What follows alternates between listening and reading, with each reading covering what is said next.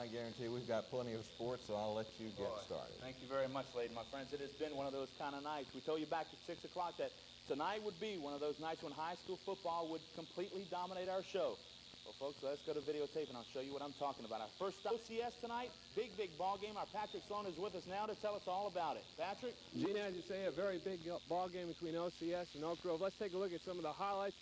Right from the start, you knew it was going to be a tough ball game for OCS tonight. Right here on the opening kickoff, Chad Howard of the Eagles loses control of the football. Will Troya recovers the fumble for Oak Grove, and the Tigers are in business. 3 plays later, the guys in white were on the scoreboard. Watch the quarterback, number 12, Tony Davis. Off the option, Davis takes it in for the score. The 15-yard touchdown made the score 6-0 Oak Grove, and it stayed that way until the third quarter when Michael Graham, the area's leading passer, completes one to David Gordy. Touchdown OCS, and the crowd is loving it. Every minute of it as OCS, from there they go for the 2-point conversion once again. It's Graham teaming up with Gordy. That made the final score rather than ball game was 22-14. OCS to win it tonight. And joining us now to talk a little bit about the ball game, head coach Adrian Hickman. Coach, you guys are still undefeated. Big win tonight. It was a great win. I was so proud of our kids because we were, made that bad mistake right off the bat, got behind 6-0, and just kept hanging in there for the first half, and then came back in the third quarter and was able to put some points on the board. It was a great win for us, and just, I think, really showed some great character in our football players. All right, congratulations, Coach. Big win. Gene, what happened up in El Dorado tonight with the Wildcats? From Ruston. Tonight, we've got 7 games to show you, so let us get things going with first a trip out to Ouachita Christian. It was the 4th-ranked Eagles hosting the 6th-ranked Dragons of Mangum. This is second half action. OCS was already on top 20-6 when Mike Graham, the quarterback, took it in there for 6. It made the score 26-6. OCS at the time. Dragons now on offense. Rodney Wilhout, folks, literally would get the ball stripped right out of his hands right there. OCS would recover the fumble and start yet another drive. Minutes later, Graham completes the pass to number 39, Shannon Howe. He would take it in for yet another touchdown. It was 32-6 with 6:04 left in the third quarter. And my friends, that is the only score we have for you right now.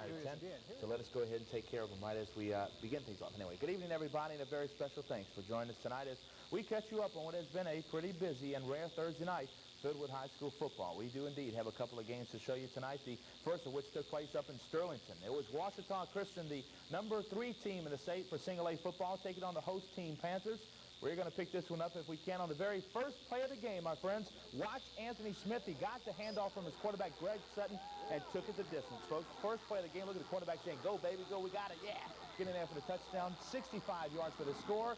Just 19 seconds of the ball game, it was 6-0 Panthers. But OCS would waste little time getting right back on the scoreboard themselves. That was Mike Graham going to David Gordy, bullying it inside for the touchdown. It was 6-6 with 8:09 left in the first quarter. Now, late in the second quarter, the Eagles were up 12-6, but the Panthers came back and got on the score. That was Anthony Smith getting his second touchdown of the night. It was 12-12 at the half, but OCS came back strong in the second period to go on to win the ball game tonight. Your final in Sterlington, 38-24, OCS. Now, the other game, you got all the facts. Neil served up some good weather. High school served up some good football tonight. Folks, we have got plenty of it as usual. Lots of high school football going on. We called it round 2. In fact, our crews were out tonight covering all 6 of the games being played in our area.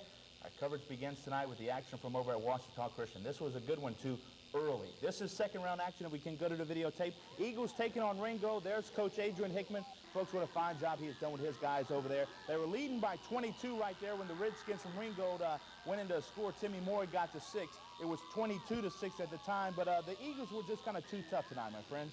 Quarterback Mike Graham right here would drive back the pass, hit Gary Challenge, the great catch right there, set up another score. Not that they really needed it at the time. Eric Howe would be the man to take it in to pay dirt. Watch him come in right up the middle. Eagles would go up right here by a score of 28-6. They went on to win this one pretty easily tonight, my friends. You see your final, OCS 36 and Ringgold 6. Now, over in Laywood, now, high school football, round 3, played tonight. And yes, my friends, it was miserable out there. Our coverage begins over at Ouachita Christian, where the Eagles were hosting University High of Baton Rouge. First quarter action, folks, and you saw the rain pouring down on the field.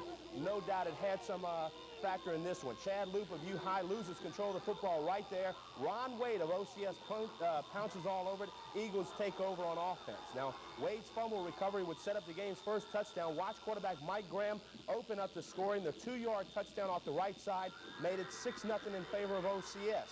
From there, well, the Eagles decided to go for the two-point conversion. Again, it is Graham. Watch him slide his way in the end zone. That's about all they were doing tonight. After the first quarter, it was 8-0. That's how it was at the half. And OCS went on to win it tonight, my friends. You see your final, 20-7.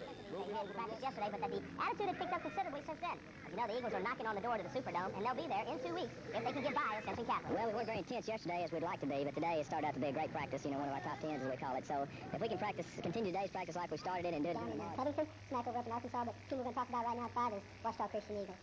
Friday night, the Eagles will be taking their flying circus down to Donaldsonville to take on Ascension Catholic. The Eagles are no stranger to big games, and that experience should come in handy on the road. I was out at Washita Christian earlier this week, and it looks like the Eagles are ready to fly. Being perfect this time of year is nothing new to the Washita Christian Eagles football team.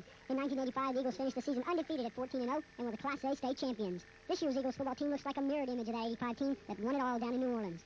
The Eagles will go into their semifinal game Friday night with the perfect 12-0 mark. This team also realizes that one bad game and the dream is over. Well, this could be our last game if we, screwed up, so I think we're going to be ready to play. All the seniors are, we've been together for a long time. We're going to, really dedicate and commit to each other, and we're going to win this game Friday night. After disappointing 1986, the Eagles and coach Adrian Hickman are once again just one step away from the Superdome. Yeah, and that's a big step. We don't want, people come up and start talking to you about they've made their reservations in New Orleans and all that. And we try to get our guys to realize we have not arrived yet. We do not have a trophy sitting in our trophy case for this year, and we've still got things to prove. To finish 12-1, nobody would ever remember 1987 who, lost in the semifinals. They're going to remember who won, the state championship and who was in the state championship. So we still got a long ways to go and a lot to accomplish. Well, the Eagles have to be the favorite to go all the way now after their big win last Friday night over University. But the Eagles are not looking down the road. Instead, they're looking straight ahead at Ascension Catholic. You always got to take them one at a time. Somebody like University, you got to play perfect to beat them, and against Ascension Catholic, we're going to have to play the same way, because now we're the number one team. The Washita Christian Eagles will be playing for a state championship. Saturday at 5 p.m., the Eagles will meet Haynesville for the Class A title. Now, the last time the Eagles were at the Dome was back in 85.